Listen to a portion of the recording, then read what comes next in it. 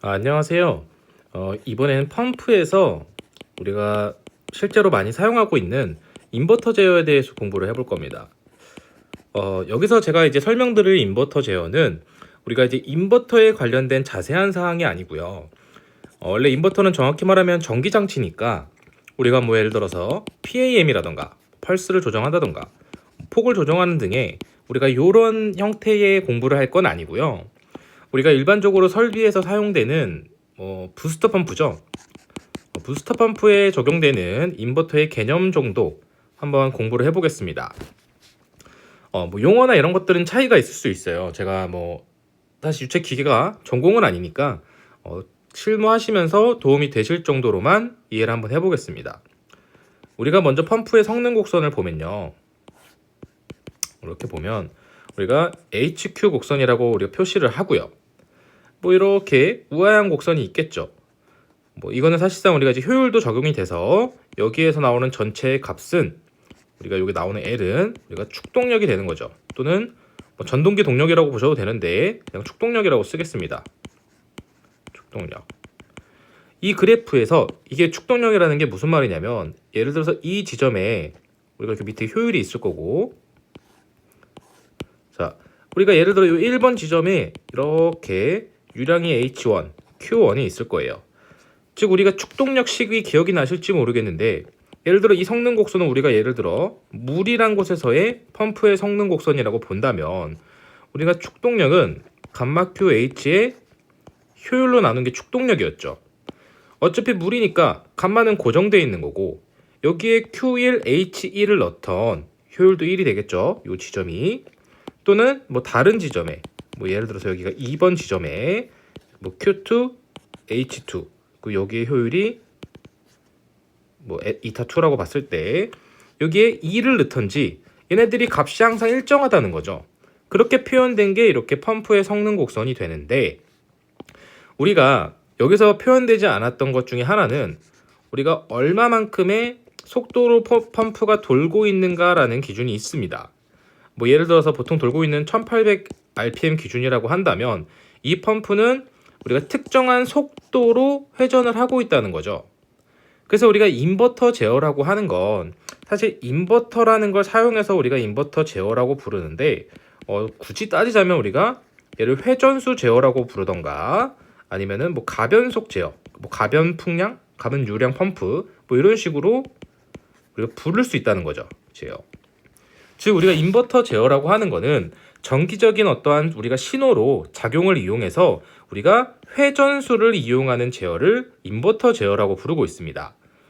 자, 우리가 알고 계신 분들은 이미 알고 계셨겠지만 우리가 이 회전수라는 건 우리가 회전자, 즉 회전기기에서 의 속도는 우리가 120F의 극수의 슬립만큼을 빼준 값이 됐어요.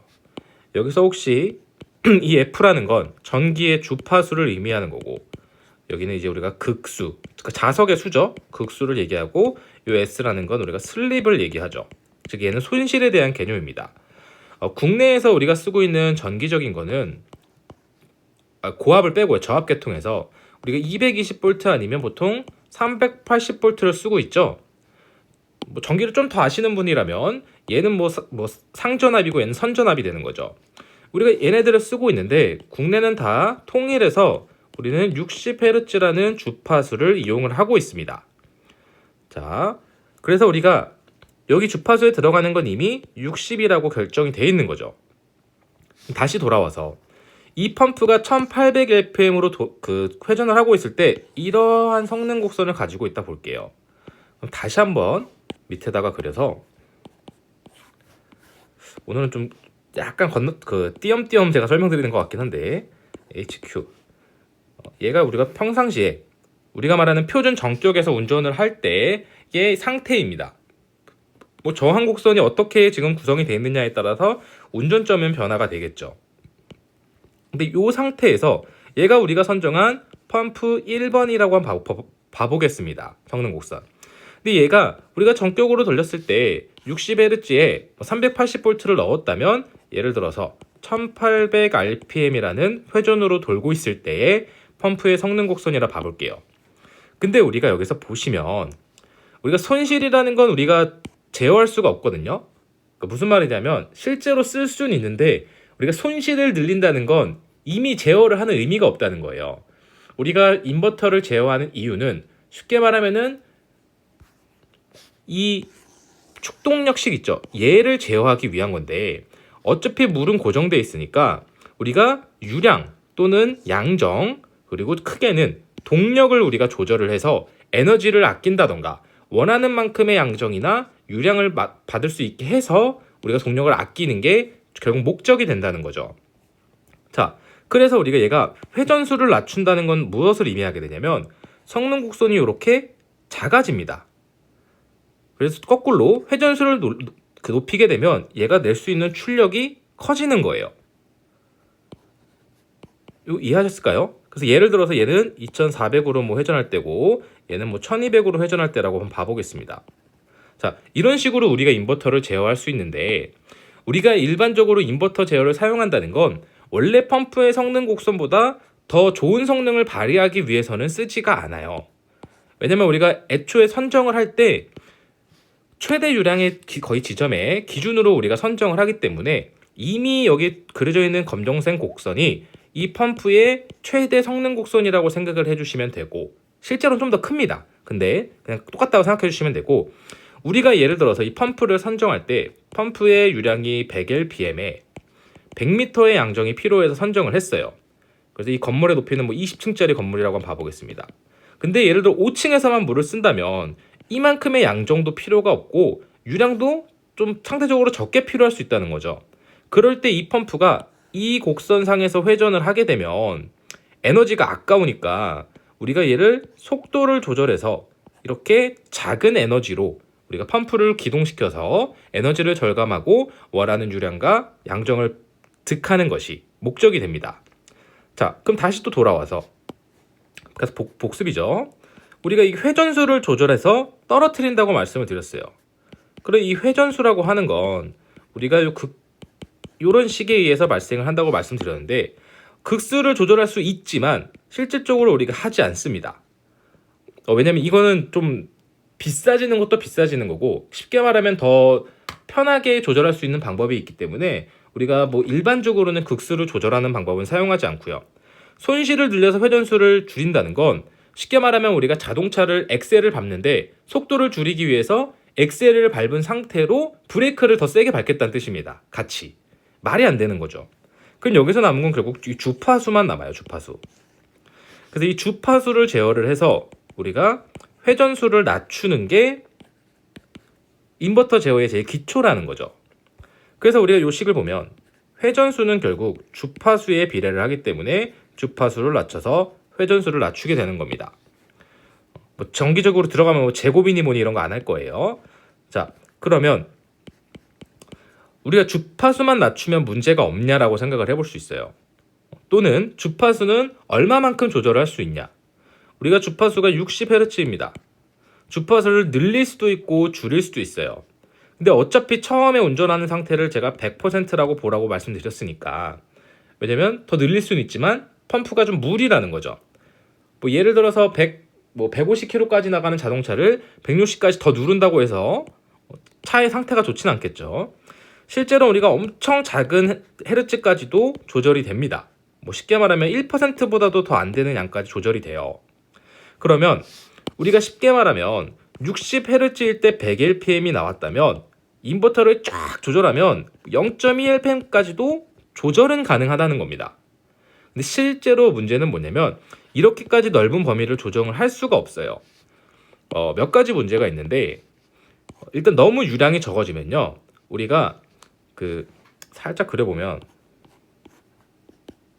이 그림을 앞쪽에다 그릴까요? 얘는 펌프를 축도 하나 그려주고 이렇게 모터가 있고 전기가 올 겁니다. 자, 우리가 이 모터를 전기로 회전을 시켜서 축을 회전시켜서 임펠러를 회전시키는 거죠. 그러면 우리가 보통은 설비 쪽에서는 잘 모르니까 이 모터라는 것도 우리가 결국 권선, 즉 코일이 감겨져 있는 거기 때문에 얘도 저항이라는 게 있습니다.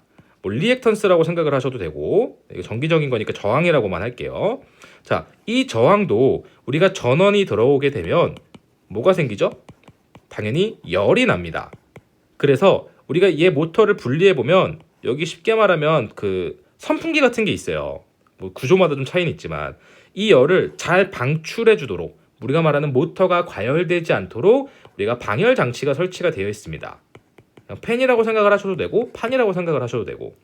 자, 이 방열 장치도 우리가 얘의 성능도 회전수랑 비례하기 때문에 이 방열 장치가 회전수가 너무 느려지게 되면 방열이 안 돼요. 그래서 첫 번째로 이 모터가 과열이 될 수가 있고요. 너무 이론적으로 가나요? 과열이 될 수도 있고, 또 이 임펠러도 우리가 이 펌프라는 자체도 결국 우리가 임펠러를 회전시켜서 물을 밀어내는 거기 때문에 이 임펠러가 물이랑 부딪힐 때 결국 열이 발생을 하거든요. 그래서 우리가 이거를 수력 손실이라고 말을 했었죠. 수력 효율. 자, 그러면 이 물이 너무 조금 나가는데 여기 얘가 회전이 이렇게 빙글빙글빙글 돈다면 여기도 열이 쌓여서 여기 쌓인 열이 이렇게 빨간색으로 하겠습니다. 이 모터로 타고 와서 모터도 또 과열로 파손될 수 있는 문제점도 있습니다.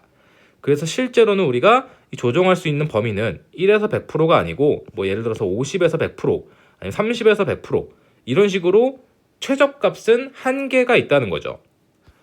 뭐 이런 거 어떻게 구하는지까지는 안 할게요, 사실. 왜냐면 설비에서 선정할 때는 알아서 업체에서 해주는 값이기 때문에.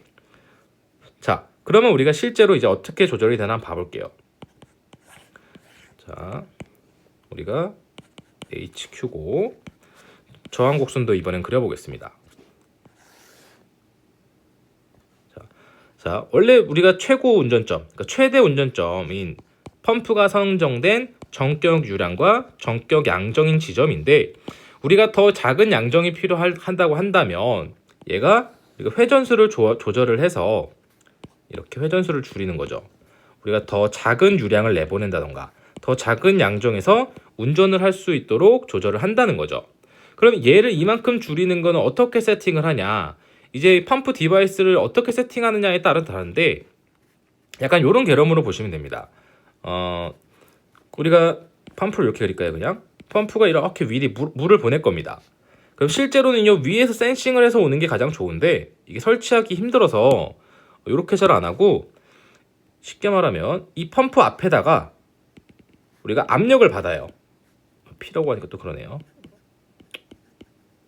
압력을 받아서 예를 들어 얘가 정상 상태로 물을 아무도 안 쓰고 있고 압력을 딱 채워놨을 때 여기에 걸리는 압력이 10kg라고 한번 봐보겠습니다. 10kg 포스. 자, 이런 상태에서 어디선가 물을 쓰면 이 압력이 떨어지겠죠? 너무 당연하게도요.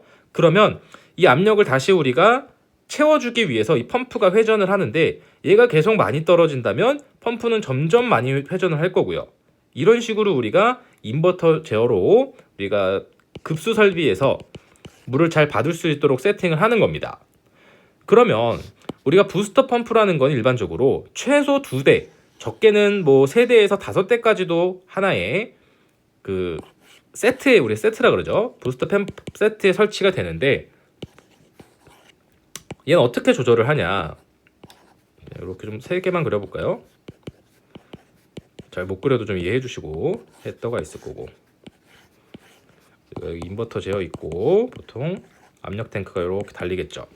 그리고 이렇게 기초가 깔릴 거고, 우리가 물이 한쪽으로 들어와서 여기 맹플랜지 박혀 있고 이쪽으로 나가는 펌프라고 봐보겠습니다. 얘가 A 펌프, B 펌프, C 펌프라고 봐볼게요. 우리가 이렇게 구성이 되어 있을 때 이 펌프는 3대를 다 인버터를 할 수도 있고요. 뭐 한 대만 인버터를 하고 나머지는 대수 제어로 우리가 조합을 해서 사용하기도 합니다. 당연히 각각의 장단점이 있을 거고요. 문제점도 있겠죠. 우리가 이 부스터 펌프에 제어 판넬이 있는데, 우리가 얘가 그 인버터도 종류가 여러 개가 있어요. 이 A 펌프용 인버터를 여기다 이렇게, 뭐 B 펌프를 여기, C 펌프를 여기 이렇게 각각 설치할 수도 있고요. 우리가 멀티 인버터라고 해서 하나의 인버터 판넬에서 각자 통신 신호를 줘서 한 번에 제어하는 방법도 있습니다. 뭐 개별이랑 그 멀티랑 싱글이랑 멀티라고 하는데 얘네는 뭐가 각각 장단이 있는지는 제가 잘 모르겠어요. 제가 아는 척을 할 수 없으니까 저는 이제 성능만 나오면 되니까요. 자, 우리가 이제 이렇게 했을 때 300 LPM이라는 유량이 이 세대의 전체 유량이라고 봐보겠습니다. 그러면 우리가 예를 들어서 그 셋 다 인버터를 했다고 봐볼게요. 그러면 예를 들어서 유량이 1에서 100 LPM까지는 A라는 펌프만 운전이 될 겁니다. 실제로 우리가 300 LPM일 때 1 LPM에서 시작할 수는 없어요. 수도꼭지 하나만 틀어도 1 LPM이 넘는데요. 그래서 실제로는 더 큰 값이지만 개념적으로 이렇게 가보겠습니다. 그리고 우리가 100 LPM이 필요하게 되면 이제 B펌프가 기동을 하게 되고요. 우리가 거기에 따라서 200 LPM까지는 B펌프의 회전수가 상승을 하게 되면서 우리가 200 LPM을 채워주게 될 겁니다. 그러다 200 LPM을 공급하는 와중에도 압력이 떨어진다면 201 LPM부터는 우리가 이제 C펌프가 도는 게 세 가지 인버터를 다 썼을 때의 경우가 되겠죠. 근데 이런 경우에서 장점은 뭐냐면요. 예를 들어서 오늘은 1에서 100%를 담당하는 게 A지만 내일은 B가 담당하고 모레는 C부터 돌게 할 수 있습니다. 즉 예를 들어서 1에서 100%를 A라고 해놓는다면 A 펌프만 너무 자주 돌 거 아니에요. 적은 유량부터 최대 유량까지. 그래서 이런 문제를 방지하기 위해서 처음에는 A 펌프가 최대한 많이 돌게 해놓고 다음날은 B 펌프가 가장 많이 돌게 해놓고 그 다음날은 C 펌프가 많이 돌게 하고 이런 식으로 우리가 교번 시작을 하도록 세팅을 하게 되면 펌프가 골고루 일정 기간이 지났을 때 고장이 나서 우리가 교체를 하는데 장점이 있겠죠. 하지만 거꾸로 세대를 모두 인버터 제어를 해야 된다면 비용은 당연히 상승을 할 거예요. 초기 비용이. 자, 이런 경우가 있고 우리가 이제 한 대를 인버터를 하고 뭐 두 대를 대수 제어를 했다고 봐보겠습니다. 대수 제어는 우리가 약간 복습을 해보자면 결국 온오프 제어예요. 우리가 키던가 끄던가 하기 때문에 100%던가 0%던가가 됩니다. 이해되시죠? 그래서 우리가 아까처럼 개념적으로 봐보면 이번 A 펌프가 인버터고 BC가 일반 펌프라고 봤을 때 0에서 99%, 즉 거의 100%죠. 100%까지는 인버터 제어로 이 유량을 조절을 합니다.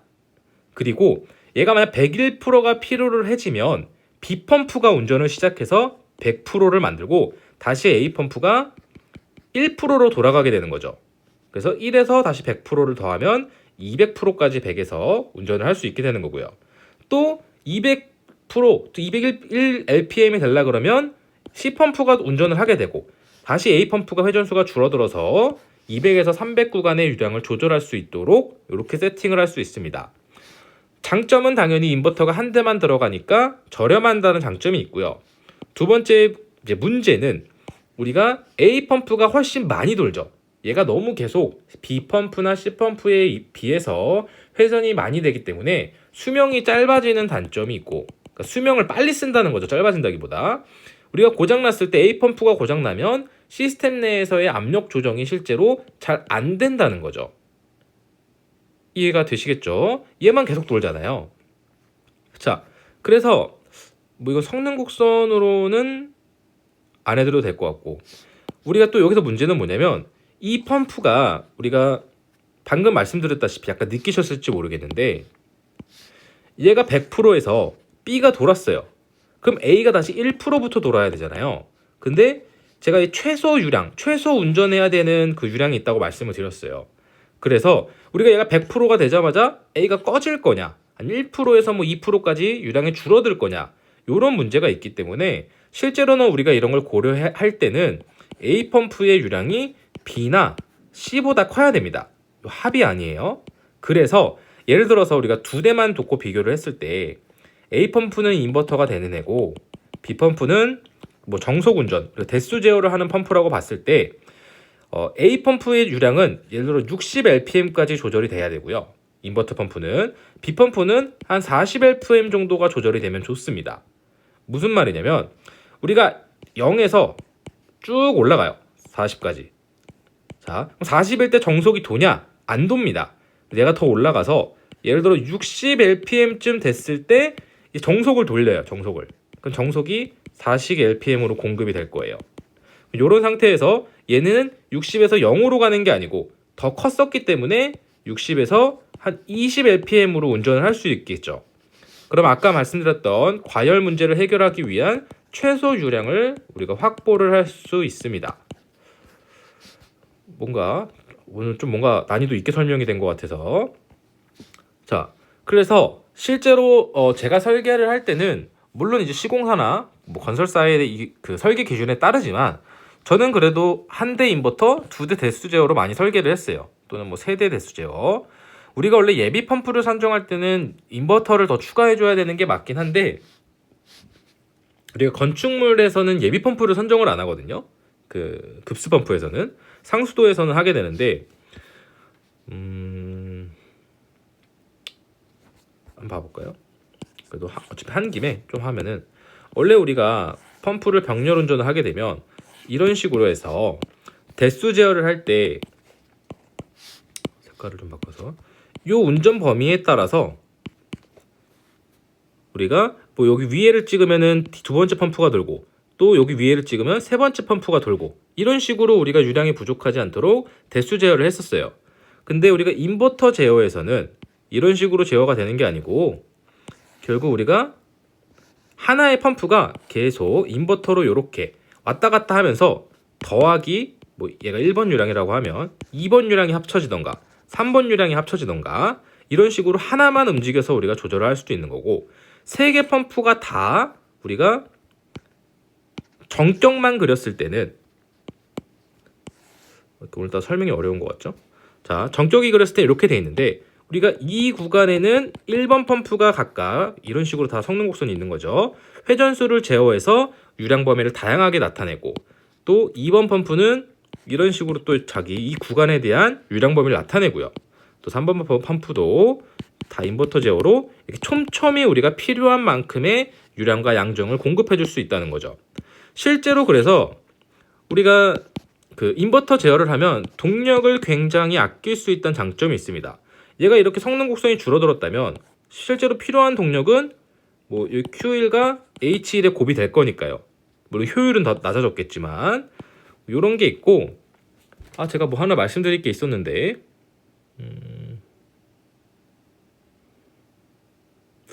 기억이 안 나네요. 방금도 생각이 났었는데 일단 뭐 이 정도만 하시고 제가 나중에 뭐 또 요청하시거나 하면 더 자세히 올리도록 하겠습니다. 그거네요. 생각이 났습니다. 자, 우리가 아까 이 회전수를 제어할 때 120F P분의 1-S로 해서 이 주파수를 조절한다고 말씀을 드렸어요. 사실 여기서부터는 약간 정기적인 내용인데 우리가 이 주파수로 회전수와 비례의 관계인 것은 맞지만 주파수만 조절을 하게 되면 얘가 문제가 생깁니다. 뭐를 같이 조절을 해줘야 되냐면 실제로는 우리가 전압도 같이 조절을 해줘야 돼요. 우리가 인버터에서 그 주파수만 조절을 하게 되면은 다양한 문제점이 생기는데 여러분이 좀 이해하기 쉽게 한다면 그 주파수를 조절했더니 우리가 형광등 있죠. 요즘은 이제 LED를 쓰지만 예전에 이제 형광등이 가끔 껌뻑껌뻑 하는 걸 아실 겁니다. 그게 우리가 이 주파수만 조절을 하게 되면 에러가 되면 그런 현상이 한 번씩 발생할 수 있거든요. 그래서 우리가 주파수만 제어하면 우리가 전압이 변화하지 않는 상태라면 전기적에서 말했을 때 우리가 자석 밀도가 올라가게 됩니다. 그러면 얘도 결국은 열이 발생을 해서 우리가 문제가 돼요. 뭐 궁금하신 분은 전기책 좀 보시면 되고 그래서 실제로는 우리가 주파수도 제어를 하면서 전압도 같이 제어를 해줘야 우리가 원하는 회전수를 제어할 때 문제가 더 적어진다는 것도 기억을 해주시면 좋을 것 같습니다. 이 정도면 다 된 것 같습니다. 감사합니다.